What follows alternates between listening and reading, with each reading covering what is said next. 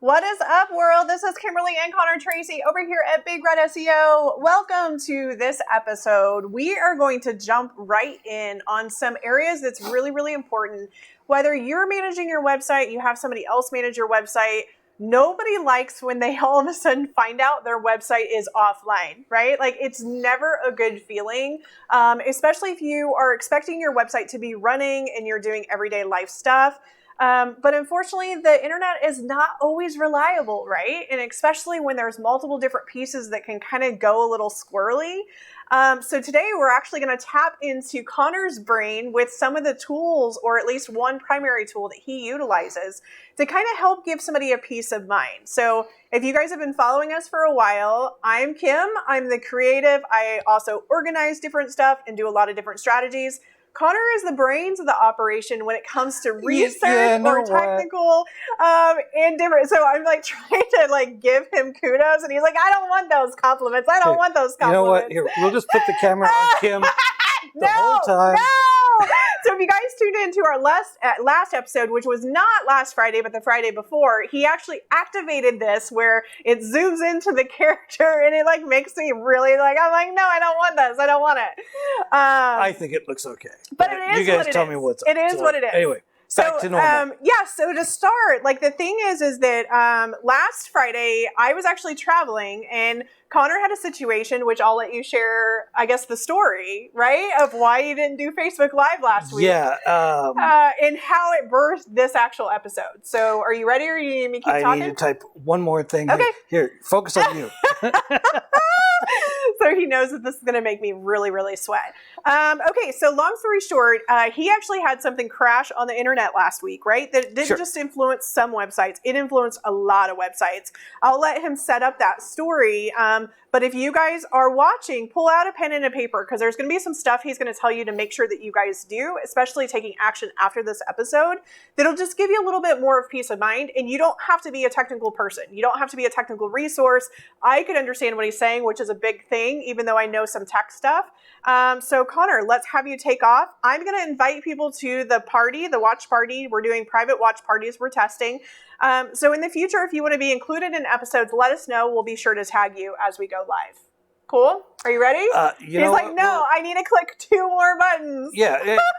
You know what? Facebook will catch up when it catches up. Zoom into you now. There you go.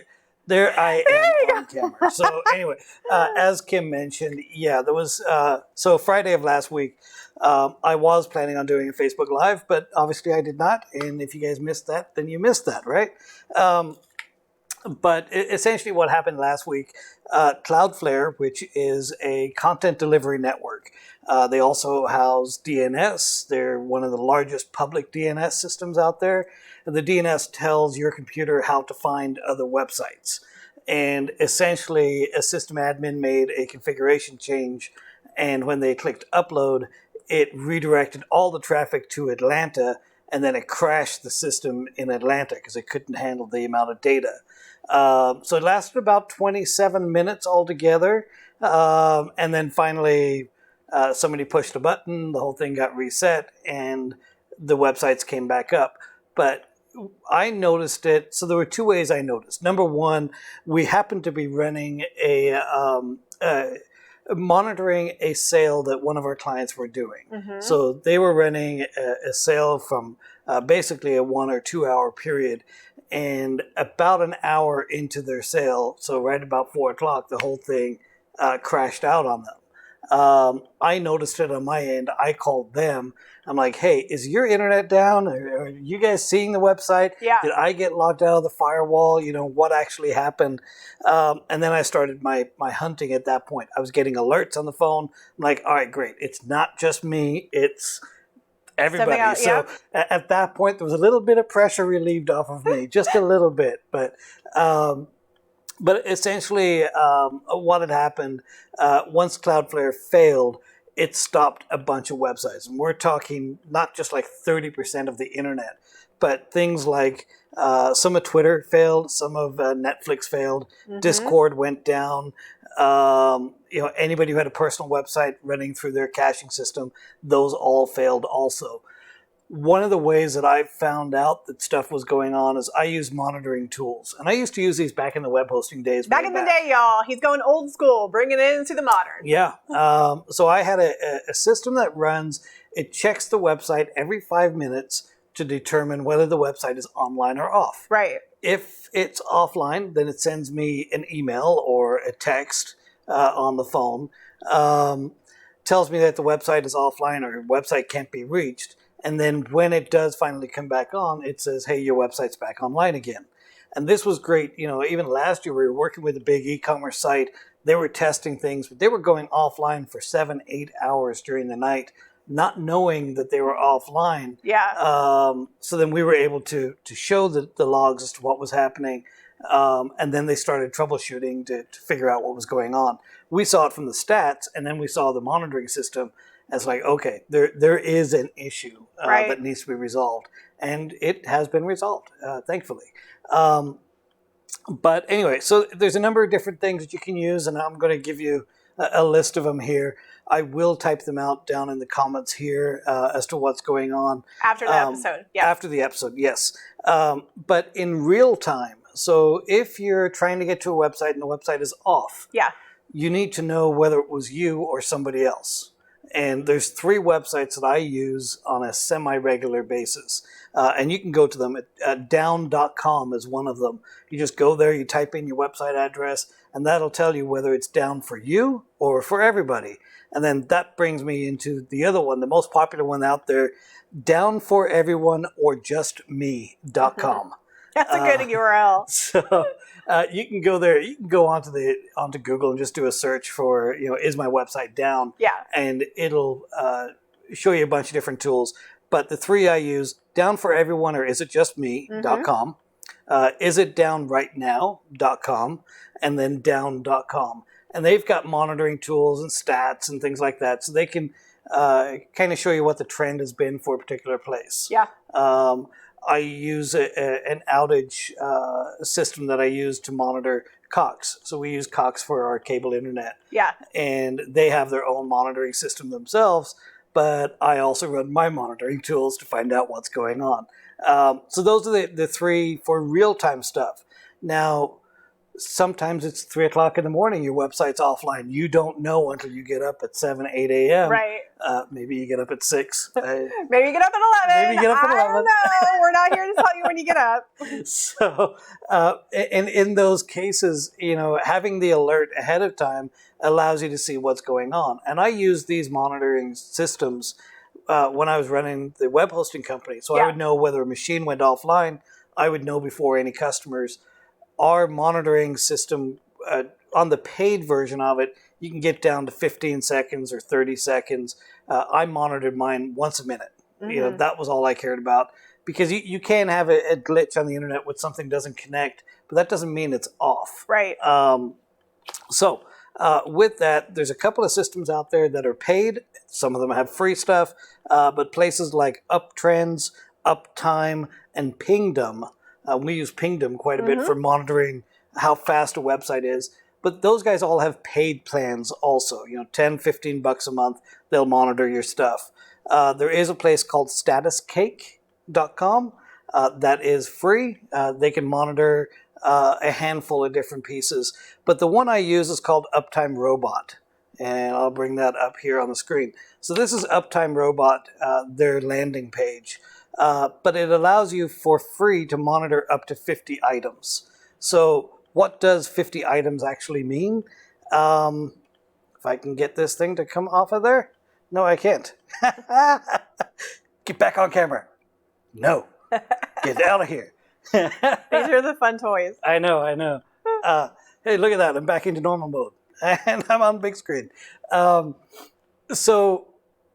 the 50 monitoring tools, they can track the ping. They can track your website address. I use it to monitor a word on the page. Yeah. So not just that the website is responding, that you're getting a 404 error or something like that. I track, like in the bottom of the copyright footer end of things, I look for the word copyright. And it sends a request, it loads up the page. If it finds the word copyright, then off we go, everything is okay. If it doesn't find that or it has an error, it's going to send me an email. Right. But UptimeRobot.com is what I use. It is free. You can do up to 50 different monitors, all for free. They monitor every 5 minutes. If you need more than that, then of course they have paid versions for that. But that tool has saved my ass 1,000 times. Yeah. Highly recommended. And it's not just for webmasters or anything like that. Individual business owners can have it. I want to really pop in real quick, guys. So if you're new to watching us, welcome. We love that you're here. I have a Facebook watch party going. I think you have a Facebook watch party going. Then we have our Big Red SEO going as well, right? So there's going to be some people that are going to be brand new. Welcome. I want people to know, like, when we come and we do these episodes and we provide you guys tools and tips and suggestions and resources, this is actual stuff that Conor's actually tested and or he's used. So he's not just flying off the seat of his pants and saying, hey, there's these 3 things, go and test them out. He's actually tested them either himself on our own website and or he's tested them on specific clients. Or sometimes what happens is we have new clients on board and they use different resources and we're like, oh, we've never heard of that resource before. Then we go and we research it and then we start to utilize it, test it. I.e., I would be brave enough to say that Conor goes and tries to just destroy it. He tries to find the weak areas of whatever the tool is, right? Because unfortunately, there are people out there that are malicious, that want to kind of damage things. And then so security is very important. But then also he vouches and he looks in to figure out how often is a plugin or a tool being updated? How open are they to the actual advice to receive from a developer, right? So sometimes he can actually go and have the tools enhanced. So the overall message that I'm trying to say is he's not just pulling this out of his ass just to kind of sound cool and be smart, right? Although that's a side benefit. He's actually tested them, right? Or he comes to me and says, hey, like, this thing has 9 of these, but it's 1. And if it's integrity based, we just don't say it, right? Like, it's just not worth bringing it up. So I just want to make sure I circle around to that. Thank you, everybody that's tuning in and watching. Love that you're here for the live video. Comment with any questions down below if you've got them, right?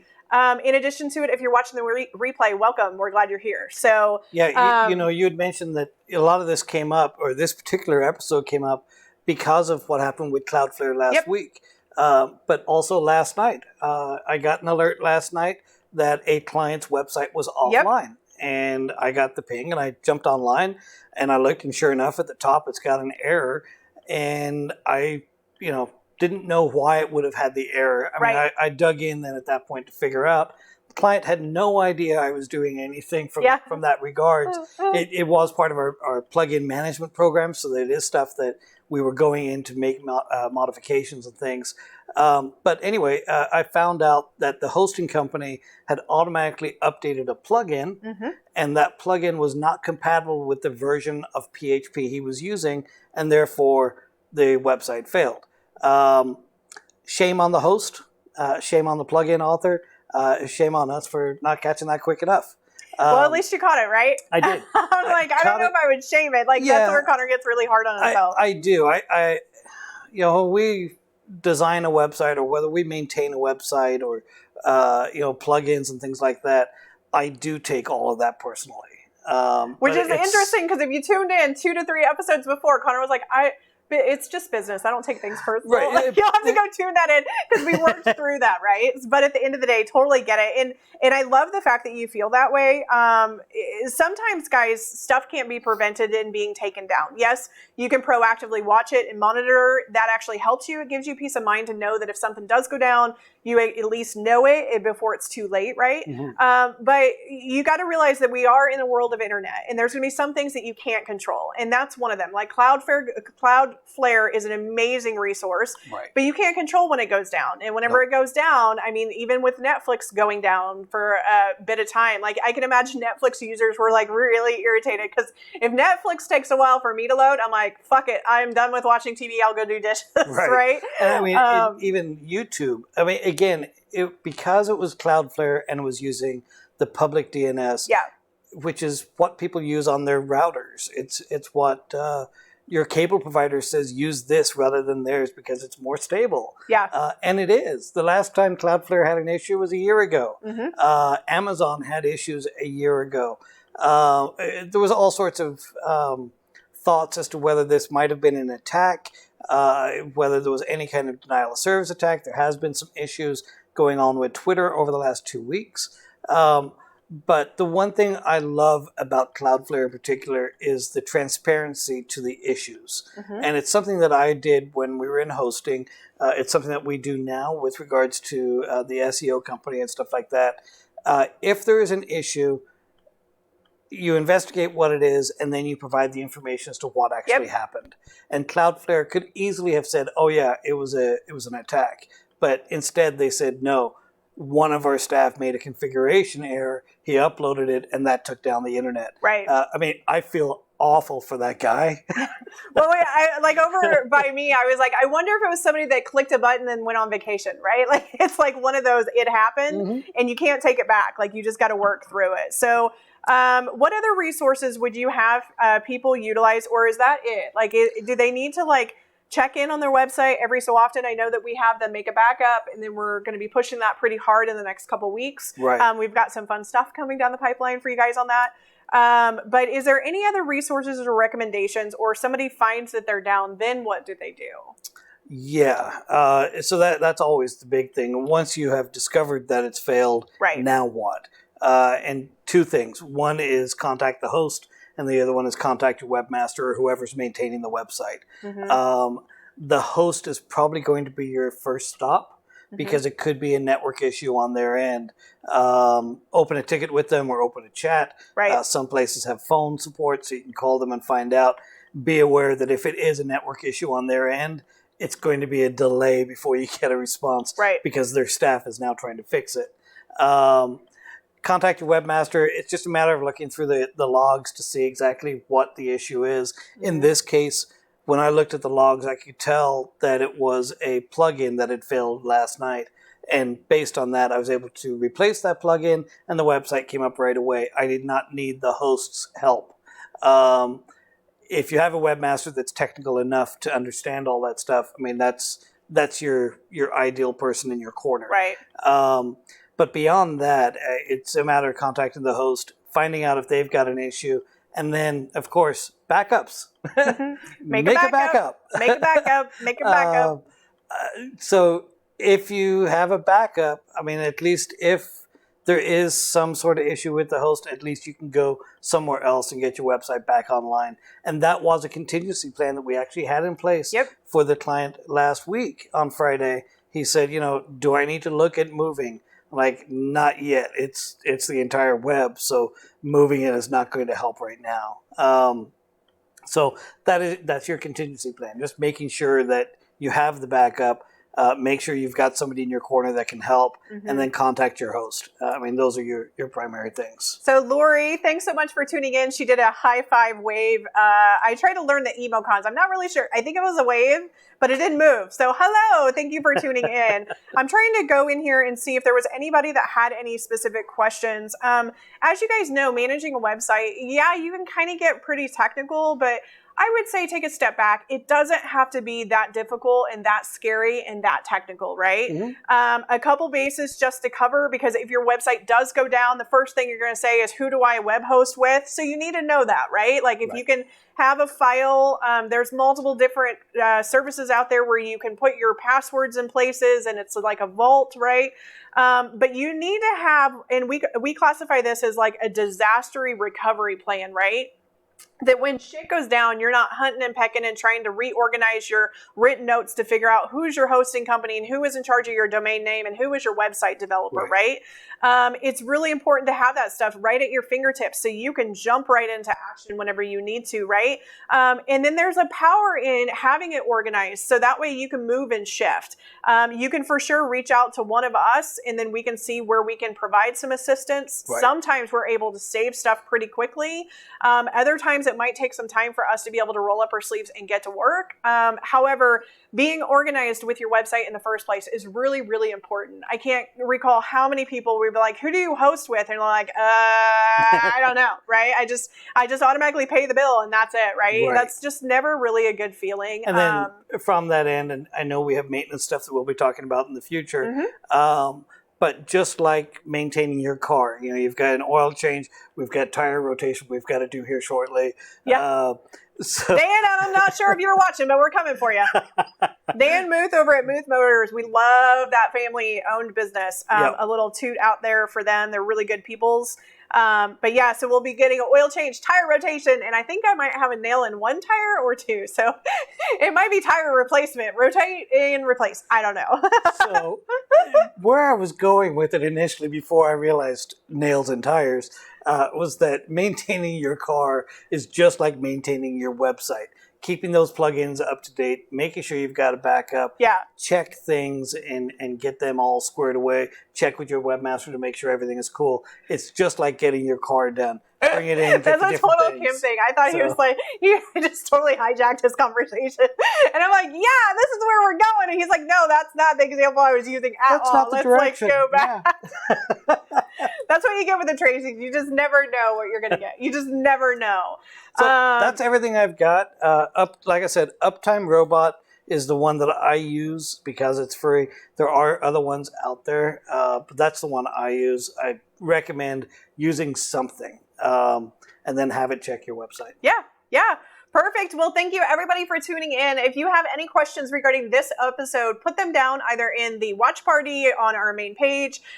We'll for sure circle around if people have questions. We're here. We have an open door, right? Mm-hmm. But in the meantime, we're going to be rolling out a couple cool things in the next couple weeks. So tune in. We typically go live Friday at 1-ish.